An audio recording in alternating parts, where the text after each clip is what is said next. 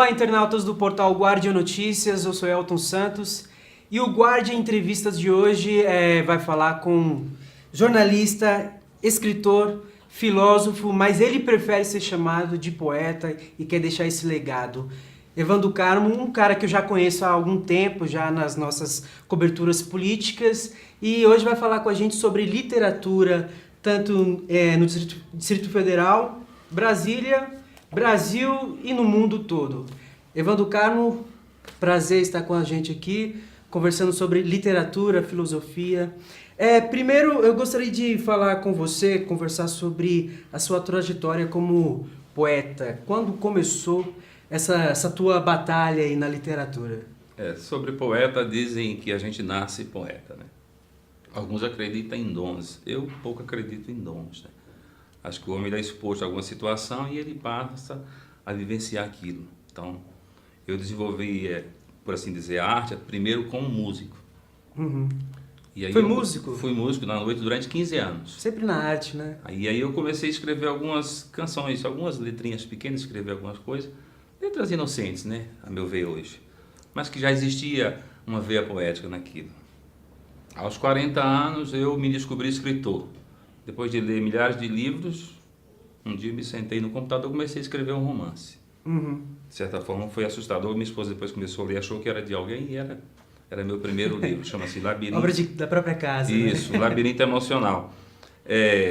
Ao mesmo tempo eu estava fazendo curso de jornalismo, porque comecei a estudar jornalismo com 40 anos. Terminei meu ensino médio com 30.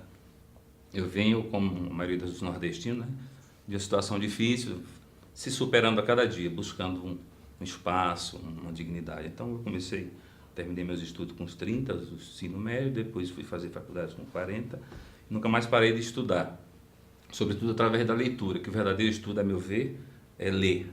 Uhum. Algumas pessoas estudam e não sabem nada, porque não lê. Então depois eu me descobri escritor, como falei, e daí comecei a escrever poesias, larguei a música de lado, passei a achar que a maior arte é a literatura, porque você imprime, é uma coisa que realmente fica para sempre. Você, por mais que alguns escritores digam que não vão ser lembrados, a gente lê os livros bíblicos, Platão, 500 anos antes de Cristo, Uhum. Sócrates, ninguém esquece esses caras. Uhum. Então, lembra até hoje, né? O topo da vaidade da arte, a meu ver, é a literatura, escrever. E aí, depois que você faz disso um hábito, passa a ser uma necessidade. E hoje, como jornalista, escrevo, não tenho assim, um emprego de jornalista, né, formal, escrevo no meu blog, cubro alguma coisa por minha própria vontade, e aí eu começo a escrever paralelamente. Então, ao passo que eu faço jornalismo, entre aspas, escrevo sobre o que acontece, eu escrevo literatura, poesia e livros. Né? Seu blog é o Evandro Carmo mesmo? Evandocarmo.com. Então, meus livros estão à venda lá nesse site. Tem muitos acessos, eu acredito mais pela literatura, porque eu não me envolvo muito na política. Aqui e acolá eu faço um ensaio, dou um ponto de vista de algum político, né, mais provocativo mesmo, porque o jornalista formal ele não pode dizer, ele trabalha em algum lugar, ele depende do seu salário, do seu emprego, e no meu caso não, eu não sou vinculado a nenhum partido político, jamais serei. Mas apesar de escrever pouco no blog sobre política, você acompanha muito a política local? Muito, porque é uma necessidade, né? Porque aquele que se diz intelectual ou jornalista, um cara antenado, ele tem que saber de todos os assuntos. E como cidadão eu me interesso o que acontece em Brasília, assim. Acompanho diariamente o que acontece em Brasília e dou minhas opiniões. Antes da gente entrar nessa lista, ao tanto de livros que o Evan escreveu, eu gostaria de saber, até uma certa contradição. Você se formou em jornalismo, começou a estudar jornalismo com 40 anos, se formou no ensino médio com 30. Por que começou tão tarde? Aí que tá. Meu pai morre e eu tinha 11 anos. Aí fui morar na Bahia com um tio, aprendi profissão de pedreiro. Comecei a trabalhar em obras com 11 até os 20. Uhum. E aí eu aprendi de tudo nessa área prática da vida, que também é necessário. Né? Hoje, por exemplo, minha casa fui eu que fiz. E até hoje eu não abro mão disso. Então o homem tem que saber várias coisas para sobreviver, porque as situações mudam, né? As políticas, né? O país que a gente está muda. Então se a pessoa não souber várias coisas, ele passa fome. E a pessoa que se dedica a vários ramos da vida, é difícil, vai passar dificuldade, né? Então é por aí. Assim, o dito popular diz que a gente tem que plantar uma árvore, ter um filho e escrever livros. Aliás, escreveu um livro, né? Uhum. Você já escreveu vários livros. Filho já tem? Bastante. Tenho filhos, tenho netos e já escrevi vários livros, plantei várias Já árvores. plantou árvore? Bastante. Vamos lá, começar. O mais recente é o Salve o Leão, Ensaios e Contos. Na essência, o que você quis dizer com esse livro? Este livro é um apanhado de 7 anos de estudo na área de filosofia e de literatura. Então, cada dia eu escrevi um ensaio, um conto e fui guardando isso, né? Aí, outro dia, eu estava olhando aí, tinha mais de 200 páginas que precisavam ser publicadas, né? Então, eu peguei, selecionei aquilo que me interessava, que era mais importante. Então, tem ensaios aí sobre religião, sobre política, sobre a alma humana. Eu trabalho muito essa questão da existência. Por que a gente é tão angustiado, a gente nunca está satisfeito com a vida, com as relações humanas, né? O pseudo-amor nunca está satisfeito, as pessoas nunca alcançam aquela dita felicidade. Então, a minha filosofia é em cima disso, né? O objetivo da vida, o que a gente busca aqui. Dos contos que estão aqui, qual que você mais se aproximou, assim, pessoalmente? Aí tem um conto que eu diria que é um conto social, que eu trabalho muito nessa área, né? Defendendo, mostrando o que existe de errado na política, por exemplo. Tem um conto aí, o Garçom Loyola, inclusive tem uma pessoa da área de teatro que quer encenar isso como uma peça nos colégios. Porque trata de um estupro, né, que a mulher desse garçom sofre, ela mora no entorno. Eu trago todo esse contexto da falta de infraestrutura que existe ao redor de Brasília, que Brasília é uma ilha da fantasia, as pessoas vivem aqui achando que estão livres dessa miséria que eles mesmos causaram, que tudo que ocorre ao redor de Brasília, nós somos culpados, fomos nós que construímos isso. É hipocrisia dizer hoje que nós não temos nada a ver com o que acontece nessas regiões. O crime, a violência que existe em torno de Brasília são a escória, aquilo que você não quer em Brasília, você empurra para lá, a miséria, a falta de oportunidade que as pessoas não têm aqui e buscam lá. Então, esse conto ele retrata isso de maneira muito... E como usar a literatura mais poética, aproximando da violência, da criminalidade? Como é que você consegue fazer isso? Conciliar essas duas coisas? Na poesia em si, hoje é meio complicado você trabalhar alguns temas, né? O Drummond de Andrade usava muito a política, né? A minha poesia, na verdade, trata mais a alma, o ser humano, né? Agora, nos contos, nos livros, eu trabalho essa questão social. Esse afastamento, né, das condições humanas, né, sobretudo a riqueza, né, muitos ricos e muito pobres, né, essa desigualdade que existe em Brasília, que a gente sabe, a mídia diz todo dia que é a maior do Brasil. Aqui existem pessoas milionárias e miseráveis terríveis, né, nas condições sobre-humanas. Né. Quando a gente fala em literatura, na sua visão, o Distrito Federal tem leitores? Tem boas literaturas? Como é que está essa situação da literatura no DF? Em Brasília eu sou eremita, eu sou um cara que não tem relação nenhuma com escritores de Brasília. Eu conheço muito poucos. Por quê? Porque assim, eu escolhi fazer literatura para a posteridade. Não penso em enricar, fazer literatura para vender. Se eu pensasse isso, faria algo popular, algo de muita aceitação. Por exemplo, o que existe hoje de autoajuda, que todo mundo quer escrever um livro de autoajuda. Eu teria capacidade de fazer livros desse naipe, mas eu quero escrever para acrescentar algo à humanidade, não para ser mais um. Evidentemente que, como todos que pensaram assim, não foram reconhecidos em vida. A exemplo de Fernando Pessoa, não publicou mais do que um livro em vida. E hoje é reconhecido como, para mim, o maior poeta do mundo e também da língua portuguesa.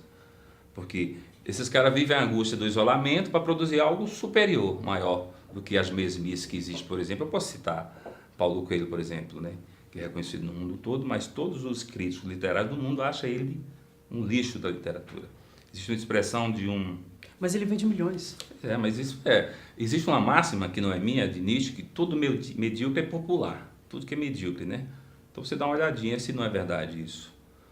Por que hoje a música axé arrebenta? Por que essas músicas da besterol arrebentam? Porque é popular. Qualquer idiota aprende, sai repetindo e vira o que virou. Nós estamos num país do consumismo, né? Exatamente, a coisa rápida. Né?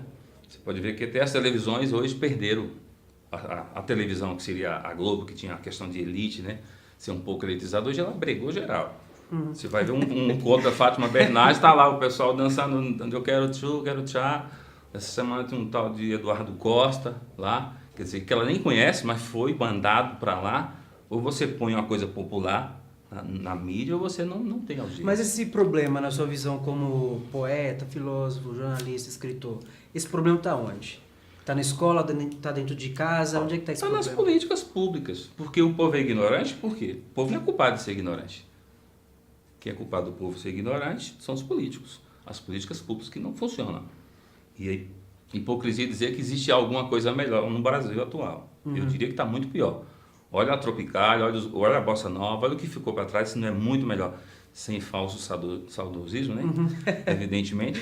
Mas não tem como a gente fugir do clássico. Essas coisas ficarão para sempre. Você acha que daqui a 1000 anos alguém vai lembrar do que está se tocando hoje?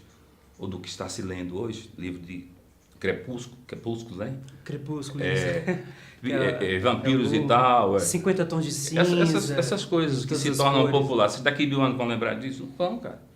Mas você quer que daqui a 1000 anos lembre do Salve o Leão? Não, isso aí vai o tempo que vai dizer. Então, quando é que uma obra se torna construída com sangue, no caso da literatura? É Kafka, é Fausto, é Platão, é Sócrates, Dostoiévski, Camus, Tolstói, esses caras que estão aí, entendeu? São referências e sempre serão como clássicos, imutáveis. O valor deles todo dia se renova. Então, no futuro, se a obra persistir, é porque era boa. Se era ruim, ficou no tempo. Para mim, é o crivo especial. Até onde eu sei, aqui no DF tem a Academia, Taguatinga, né? Academia de Letras de lá. Essa academia representa bem o... Não. Pelo pouco que eu sei, igual eu falei, eu não vou ser poucos contraditório, contatos, tal. mas o que eu já li, já ouvi, tem aqui, eu poderia citar como alguém que ainda se preocupa com a cultura local, é aquela editora Tesal, que é de um português, paradoxalmente, né? E aí passou para o filho dele, o Tagore, que é um menino fantástico, ele cuida disso, ele edita vários artistas, né? Eles dá toda a vida deles em cima disso, mas a gente não tem apoio, né? Uhum. Eles vivem desse financiamento aí que existe do governo, que incentiva o a FAC, cultura. acho que é uma coisa FAC, assim. incentiva a cultura. Nunca fui atrás disso, eu acho burocracia demais, acho que o artista tem que se valorizar, acho uma falta. Mas não é uma forma, uma política pública para valorizar justamente a essa cultura, a literatura? Tudo. E aí aqueles que fazem uso disso, alguns professores, conheço tem um professor que escreveu um prefácio num livro meu, ele faz uso disso, todo ano ele publica um livro através disso. Eu acho fundamental, porque eles não conseguem produzir por si próprio, e aí essa ajuda é fundamental. Mas assim, para mim não serve. Eu acho que ela é hipócrita, ela não atinge o que deveria atingir. A exemplo do que existe no Brasil, quando o ministro, o Gil, era ministro da Cultura, ele só dava dinheiro para a turma dele. E isso é fato. Até Caetano conseguiu verba, porque não precisa, Caetano precisa de verba. Então, no Brasil existe isso, infelizmente, não vai mudar.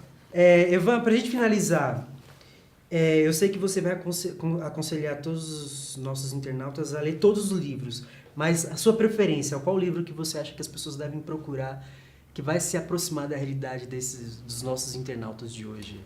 Cara, a meu ver, sem dúvida seria o Moralista.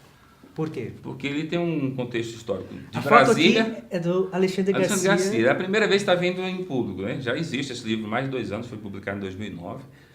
Esse aqui? Só que o Alexandre queria um livro desse, eu falei, manda ele comprar, que vai talvez me processar, usei a imagem dele aqui. Então, na verdade é uma homenagem, porque eu acho o Alexandre Garcia um moralista, de fato. Então, eu usei ele como esse ícone, né? Embora que não tem nada dele sobre ele no livro, de fato, não existe praticamente nada. A não ser uma gafezinha que ele cometeu uma vez, que ele falou que o sargento estava bêbado, que o cara tinha caído na linha do trem, no dia ele foi pedir desculpa, o cara tinha dado um infarto. E aí ele falou assim, sargento voador. Aí eu cito algumas gafes de alguns jornalistas como ele nesse livro também. E que deve ter muitas. Tem muitas. Tem do Boris Casoy falando que os lixeiros eram a escória da humanidade. Essa aí tá recente. Então existem algumas coisas bem contemporâneas que vale a pena ler. E também existe uma profundidade filosófica também nesse livro. Onde é que a gente encontra? No meu site, lá tem o link para comprar direto na editora. evandocarmo.com. Então, quero agradecer aos nossos internautas, agradecer ao Evandro Carmo, nosso poeta e jornalista, e nos acompanhe sempre no nosso portal guardianoticias.com.br. Muito obrigado.